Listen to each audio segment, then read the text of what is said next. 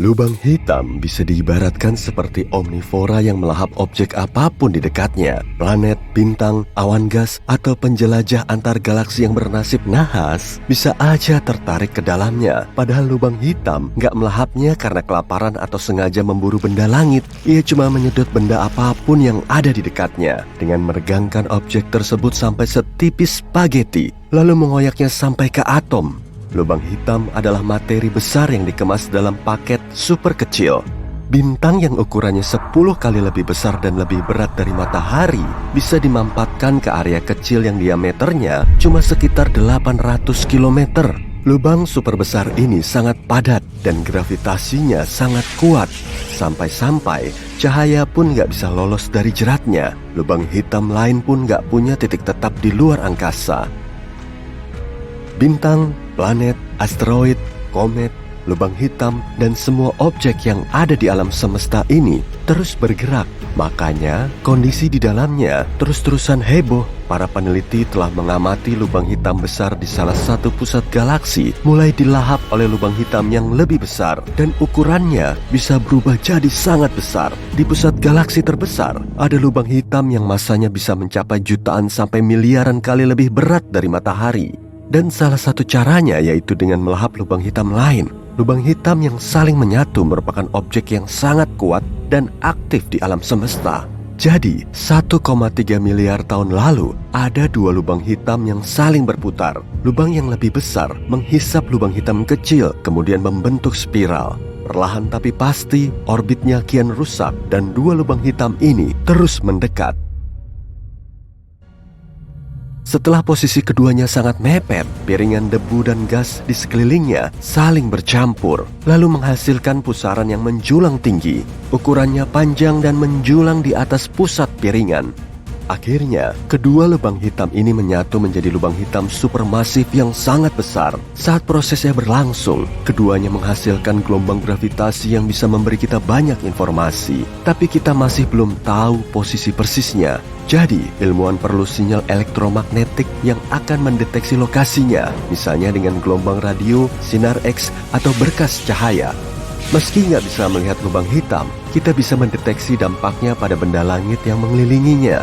Saat lubang hitam melewati awan materi, gravitasi kuatnya akan menarik materi ini. Begitupun dengan bintang dan planet. Materi yang tersedot akan berakselerasi sehingga geraknya menjadi super ngebut dan terus memanas. Lalu, lubang hitam mulai memancarkan sinar X yang tersebar ke sekitarnya. Energi sinar X akan mempengaruhi lingkungannya dan bisa memicu pertumbuhan bintang baru. Kemudian, boom! Bintang saling bertabrakan dan menghasilkan ledakan energi dahsyat. Ini menjadi salah satu ledakan paling dahsyat setelah Big Bang. Selama sepersekian detik, tabrakan ini memancarkan ledakan energi yang jumlahnya lebih banyak dari total seluruh bintang yang terlihat di alam semesta. Lubang hitam memang bisa membesar, tapi nggak selalu begitu skenarionya. Bobot lubang hitam bintang bisa seberat matahari, meskipun ukurannya sangat kecil. Salah satunya telah ditemukan oleh para saintis pada tahun 2009, sejauh 10.000 tahun cahaya dari kita, dan diameternya cuma 19,3 km. Meski dikenal dengan sifat destruktifnya, lubang hitam hanyalah sumber gaya gravitasi biasa, mirip bintang.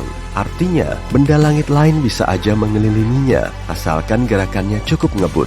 Semisal ada lubang hitam yang masanya seberat matahari, maka kecepatan benda langit lain harus setara dengan laju yang diperlukan untuk mengelilingi matahari. Itu pun kalau jaraknya sama. Menurut teorinya sih begitu, tapi kenyataannya planet nggak benar-benar mengorbit lubang hitam. Lubang hitam yang masanya hampir seberat matahari kebanyakan berasal dari serpihan bintang raksasa yang kehabisan bahan bakar nuklir lalu meledak dan menghasilkan lubang hitam. Semua planet di sekitarnya kemungkinan gak akan bertahan. Tapi 30 tahun yang lalu, ilmuwan menemukan planet pertama di luar tata surya kita. Planet ini berada di sekitar pulsar yang juga berasal dari sisa supernova. Kita nggak tahu persis gimana prosesnya hingga planet ini bisa bertahan dari ledakan bintang induk.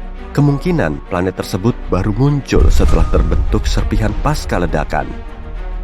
Para saintis juga mengusulkan teori kalau lubang hitam bisa berwujud lubang cacing alias terowongan menuju ke galaksi lain. Jadi bisa dibilang lubang hitam nggak menghancurkan objek yang telah ditelannya, tapi mengirimnya ke tempat lain. Menurut teori ini, objek yang masuk dan keluar lubang hitam akan meninggalkan terowongan melewati sisi lain lubang hitam, yaitu lubang putih. Wujud lubang ini memang mirip dengan lubang pendampingnya karena punya materi serupa yang berputar-putar. Di situ juga mungkin ada cincin gas dan debu yang mengelilingi horizon peristiwa. Di titik inilah semua objek yang masuk ke lubang hitam gak akan bisa kembali lagi. Gak seperti lubang hitam, lubang putih justru akan membiarkan cahaya dan semua materi melewatinya. Tapi semua materi itu gak akan bisa memasuki portal yang sama. Sekitar 50 tahun yang lalu, Stephen Hawking mengamati kalau lubang hitam bisa membocorkan energi. Kemudian, para ilmuwan mulai ngembangin teori yang nyebutin kalau lubang putih bisa terbentuk dari lubang hitam. Mereka belum bisa ngejelasin proses hilangnya lubang hitam, tapi dalam skenario ini, lubang hitam bisa terus mengecil hingga gravitasinya sangat lemah dan gak bisa lagi menelan objek lain. Kemudian lubang hitam ini berubah menjadi lubang putih, yang masanya cuma seringan satu helai rambut manusia. Meski proses yang gak sedramatis lubang hitam, lubang ini tetap menyimpan misteri terkait semua benda langit yang telah ditelannya. Namun pada akhirnya, misteri ini akan tersingkap juga saat ukurannya terus membesar hingga mendominasi alam semesta. Sifat lubang putih kebalikan dari lubang hitam yang suka menelan materi di dekatnya. Lubang ini mirip seperti ledakan Big Bang saat alam semesta terus mengembang. Kemudian terbentuklah objek baru. Kalaupun hal ini memang terjadi, prosesnya mungkin akan berlangsung triliunan tahun dari sekarang. Kendalanya juga ada. Meskipun lubang putih akan terbentuk di ruang angkasa, kemungkinan besar gak akan bertahan lama. Objek yang keluar akan bertabrakan dengan materi di dalam orbit. Jadi, seluruh sistemnya akan runtuh dan menjadi lubang hitam lagi karena proses ini terjadi setelah ledakan supernova. Bintang, asteroid, komet, galaksi, planet, dan semua benda langit yang terlihat menempati 5% dari alam semesta kita. Sekitar 25%-nya kemungkinan berupa materi gelap. Objek misterius ini nggak bisa kita lihat, tapi kita asumsikan ada karena semua yang ada di alam semesta bergerak sesuai gravitasinya. Materi gelap ini seperti jaring laba-laba yang menampung seluruh galaksi dengan gerak cepatnya.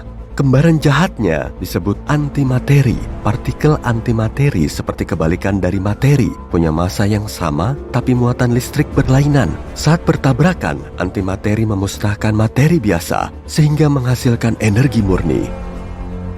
Materi gelap mungkin telah membuat alam semesta ini berkembang lebih cepat. Salah satu teori terbaru juga menyatakan kalau materi gelap telah menyebabkan dinosaurus punah oleh asteroid besar. Alam semesta tidak punya pusat, tapi galaksi punya. Bumi mengelilingi pusat Bima Sakti setiap 250 juta tahun sekali. Meskipun gak berbentuk lurus, orbitnya masih bisa kita prediksi. Setiap 60 juta tahun, kita melewati area padat yang disebut piringan galaksi. Saat itulah kepunahan massal dalam sejarah planet kita bisa terlacak, termasuk asteroid yang menyebabkan dinosaurus punah sekitar 66 juta tahun yang lalu. Profesor Rampino dari New York University mengatakan materi gelap punya gravitasi yang bisa melontarkan benda langit terdekat ke jalur bumi saat planet kita memasuki piringan galaksi. Artinya, asteroid dan komet yang biasanya jauh akan terlempar ke planet kita. Sejauh yang kita tahu, objek terbesar di alam semesta adalah tembok besar Hercules Corona Borealis. Gugus galaksi ini sepanjang 10 miliar tahun cahaya dan disatukan oleh gaya gravitasi.